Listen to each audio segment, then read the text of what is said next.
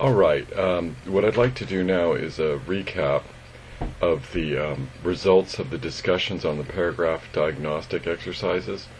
And first off, I want to say you guys did a great job of that. I'm pretty much in the slide show just going to sort of repeat things you already said in the discussion.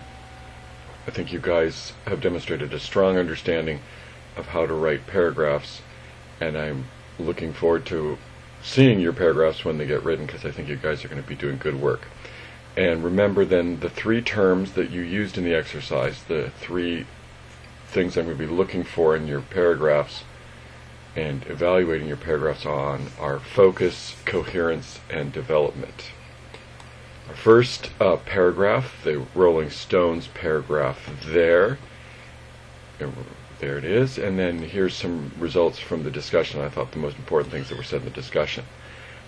Very interesting idea there that the paragraph met the minimum sentence count, 5 sentences, but it's still too short.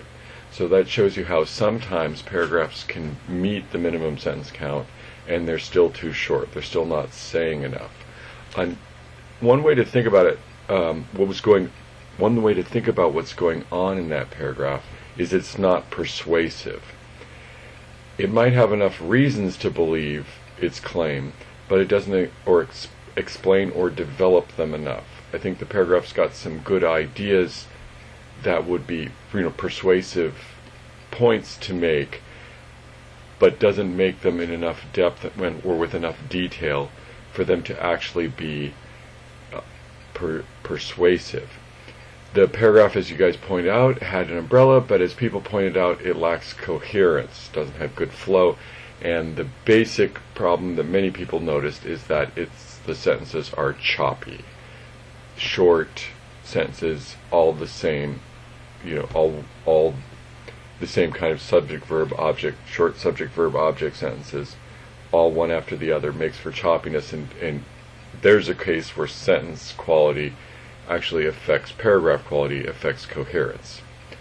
Okay, our next paragraph, the they might be giants paragraph there, okay, much longer, so it would seem that it should have enough development. You think that you just take an eyeball look at that paragraph isn't too short just by looking at it.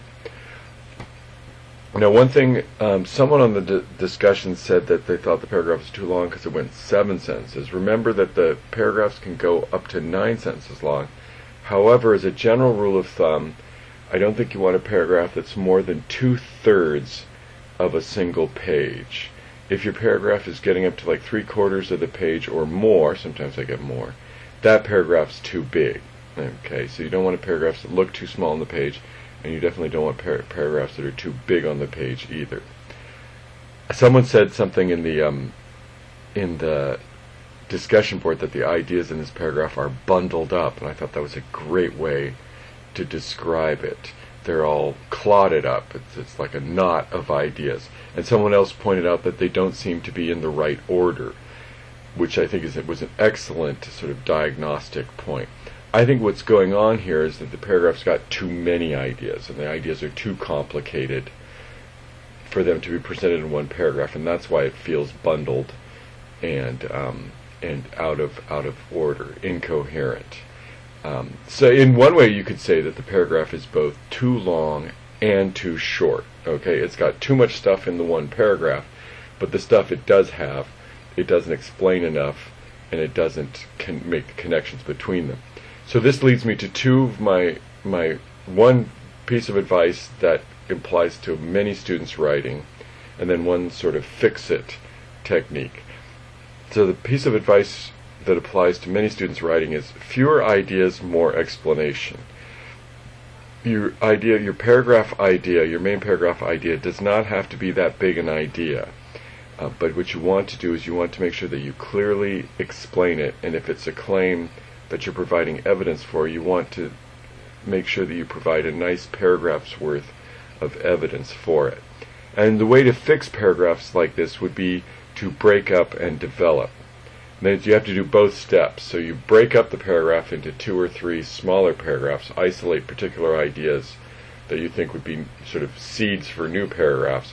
But then that broken up paragraph, you want to develop that. You want to build those new you germinate the seedlings, grow out the new paragraphs, if I can continue the plant metaphor. Okay, our next paragraph, the Led Zeppelin paragraph, very, very good.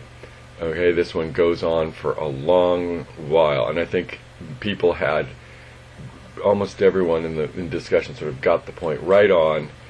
And I think Alex said it fairly early in the discussion. This paragraph has a lack of coherence because it lacks a thesis, and I thought it's a great example for what a paragraph thesis sentence at the beginning of a paragraph, in the first part of a paragraph, does for you.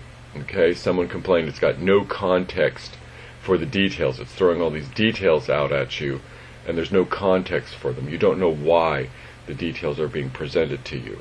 Someone asked, what's the point? What is the writer trying to explain? Why are they telling you this? All these are kinds of questions that a good paragraph thesis sentence answers. So it makes things clearer to your reader. This kind of paragraph here, though, I find I run across in a fair amount in student writing when the students are presenting what you might call a narrative. They're recounting a series of events that happen somewhere. Maybe they're summarizing the main points in a story, a book, or a movie, and those paragraphs quite often do not have thesis sentences in them, and even in those cases you still want a thesis sentence. I'm going to be looking for, in all of your body paragraphs this quarter, I'm going to be looking for paragraph thesis sentences. And now the Beatles paragraph, or more specifically the John Lennon paragraph. And again, I think a number of people in the discussion had the diagnosis perfectly correct on this. This paragraph has what I would call a focus drift. Kelsey, I think, hit it right on the head. It has coherence, but it doesn't have focus. The sentences are following one after the other, but they drift out from under the umbrella. The example I always like to put here is you and your good friend of yours are having this talk. You've watched a movie, and it's after the movie, and you're just talking about things.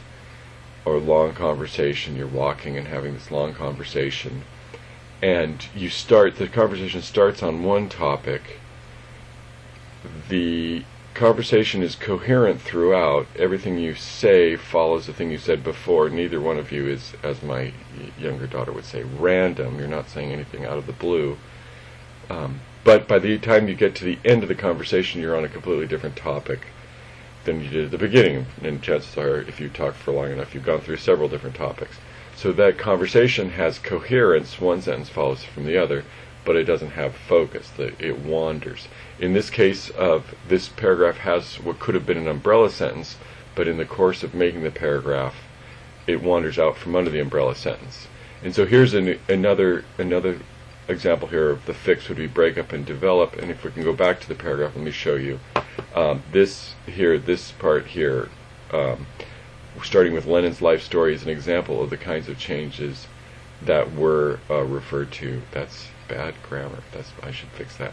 The kinds of changes that were referred to at the time as consciousness raising. That is a separate paragraph there. So that one needs to be broken off from the one that came before.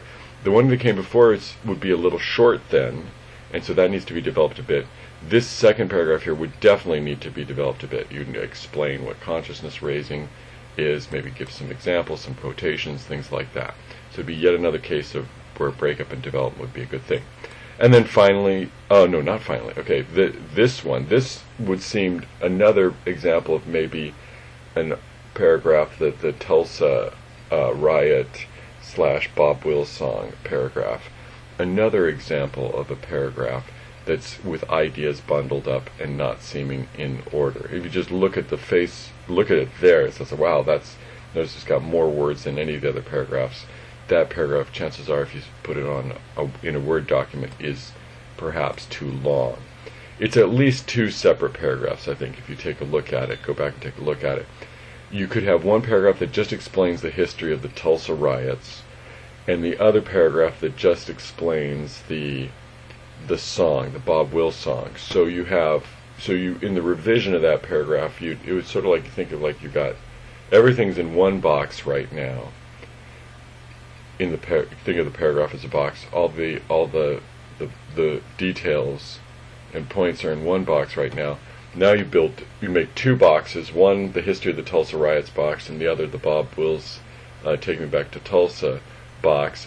And you separate everything out from the original paragraph into those two different paragraphs.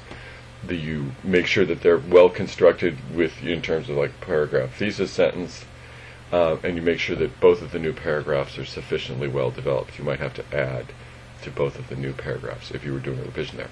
Now, in closing, the My Flying Saucer paragraph, and again, I think that people had a really good take on this.